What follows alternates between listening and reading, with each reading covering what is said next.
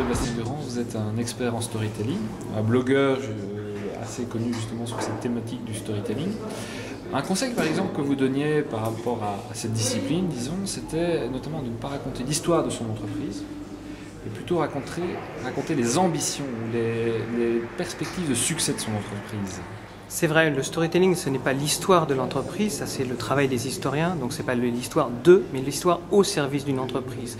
Donc en fait, l'entreprise va se servir de son histoire vécue lorsqu'elle est ancienne ou de celle qu'elle veut construire, mais dans des objectifs de marketing et de communication.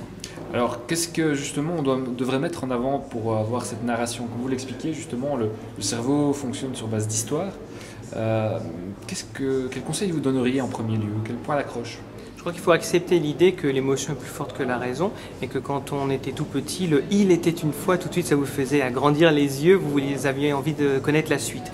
En fait, le storytelling, c'est exactement ça. C'est la possibilité de capter l'attention des gens. Vous allez ensuite faire ce que vous avez envie de faire, c'est-à-dire de vendre vos produits, mais vous allez capter leur attention parce que vous racontez quelque chose qui les intéresse, une histoire à laquelle ils ont envie de participer, et si c'est ça qu'ils veulent, c'est gagné.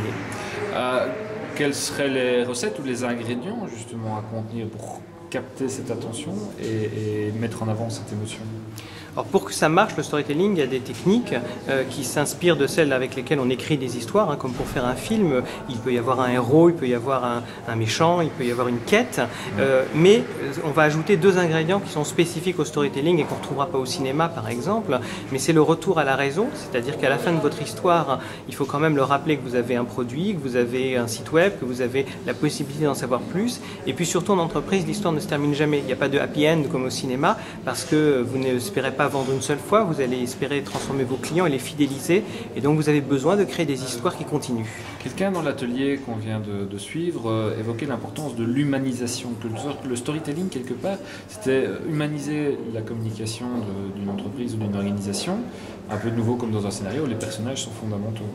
C'est exactement ça, c'est-à-dire que finalement ça remet l'humain au cœur de la machine. La communication, elle a beaucoup vendu les produits, mais finalement derrière les produits il y a des hommes, derrière les gens qui achètent les produits il y a aussi des hommes, et il est important de le revoir, et puis il n'y a rien de plus intéressant que la patte humaine, c'est quand même ça qui donne de l'intérêt à ce qu'on fait, donc le storytelling c'est effectivement remettre l'homme au cœur de la communication. Quels seraient les exemples les plus marquants de storytelling réussi auquel vous penseriez en premier?